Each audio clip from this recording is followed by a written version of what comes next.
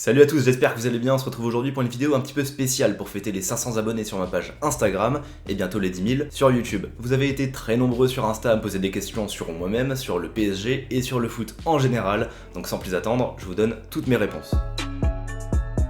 Alors pour mon Parisien préféré, c'est un petit peu délicat parce que je l'ai jamais vu vraiment jouer, mais je me suis beaucoup renseigné, j'ai lu beaucoup de choses sur le Paris Saint-Germain, et donc je dirais que c'est le Brésilien Rai qui est très attachant et en plus de ça monstrueux sur les terrains. Il a été désigné meilleur joueur du XXe siècle pour le PSG, donc voilà, je vous invite tout simplement à vous renseigner au maximum sur ce joueur.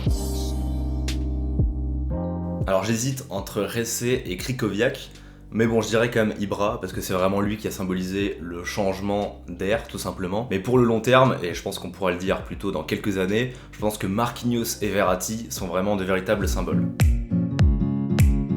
Bah je l'ai pas vécu, mais je dirais 1996 pour la Coupe d'Europe des vainqueurs de coupe. Mais sinon en tant que supporter, je dirais 2011, juste avant l'arrivée des Qataris, avec Néné qui était en feu, et vraiment Paris commençait à reprendre de l'ampleur. Bah forcément c'était Rabiot, mais là c'est plus possible. Après bien sûr il y a Areola et Kimpembe qui sont vraiment le symbole de l'émergence du centre de formation. Mais bon, c'est hyper dur de cibler un seul joueur préféré dans les Titi, donc pour esquiver ta question, je vais dire Dagba dans quelques années. Parce que j'aime souffrir, tout simplement. Non, en vrai, ça date depuis que je suis vraiment petit. J'étais dans un club qui avait une affiliation avec le PSG, et surtout le jour qui a vraiment marqué ma vie footballistique, c'est le jour où j'ai fait l'entrée du stade avec Sylvain Armand, et ça je m'en souviendrai toute ma vie. Si un jour je fais une vidéo avec Sylvain Armand pour boucler la boucle, ça serait incroyable. Beaucoup d'entre vous demandent ce que je pense du cas Neymar. Bah tout simplement, je vous envoie vers cette vidéo où je parle plus en détail de Neymar.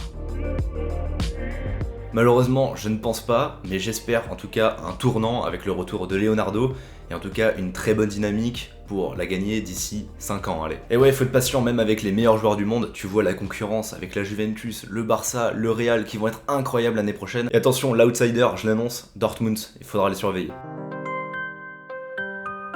5-0 pour le Barça contre le Real avec même pas le moindre but de Messi. Et franchement, depuis, j'ai jamais vu une équipe rivaliser avec ce spectacle-là. Alors ça c'est vraiment très compliqué, je pense que j'hésite entre Marquinhos, Verratti et Cavani. Mais si je devais floquer un maillot là tout de suite maintenant, ça serait Marquinhos que je mettrais. Bah tout le monde s'accorde à dire qu'il faut absolument un nouveau milieu défensif. Mais bon, même si on a un très bon joueur à ce poste là, si on n'a toujours pas de leader, les résultats ne changeront pas. Mais à côté de ça, quand t'as un milieu avec Verratti, Marquinhos et juste devant Di Maria en créateur, il n'y a pas de quoi se plaindre. Le milieu, il est là. Donc forcément ça crée des problèmes sur le long terme, d'autant que Verratti se blesse très souvent. Mais bon, je pense qu'il faut vraiment, au-delà d'un 6 talentueux, un joueur qui puisse porter l'équipe vers le haut. Alors à la base, tous les youtubeurs vont vous dire « Non, il n'y a pas d'objectif, on vit au jour le jour de notre passion, etc. » Mais c'est faux! À partir du moment où tu entreprends quelque chose, t'as forcément des attentes, des objectifs, et je trouve ça plutôt sain même. Et on est maintenant 10 000, donc c'est parfait, je me régale et je peux revoir mes ambitions à la hausse. Mes objectifs l'année prochaine, c'est de proposer mes propres petites émissions. Et enfin, j'aimerais beaucoup développer le concept de foot IRL. Donc vous voyez Vinsky, on va essayer de le titiller au maximum. Voilà, et dans le meilleur des cas, j'aimerais beaucoup proposer une web série, une fiction autour du foot, ça serait vraiment parfait. Bah non, pas du tout, pour l'instant ça paye que très peu, donc voilà, j'essaie de trouver un peu d'argent à droite à gauche. Faut savoir que quand je suis pas devant la caméra, je suis un grand babysitter de talent, mais bien sûr le kiff absolu serait de vivre totalement de YouTube ou alors de mes créations en général. Voilà pour ces petites questions, j'ai pas répondu à tout non plus en vidéo, donc si vous en avez d'autres, venez sur Insta, soyez pas timide et je vais vous répondre à coup sûr. Voilà, c'est tout pour moi, j'espère vraiment que ça vous aura plu, c'était Bada, prenez soin de vous et ciao tout le monde.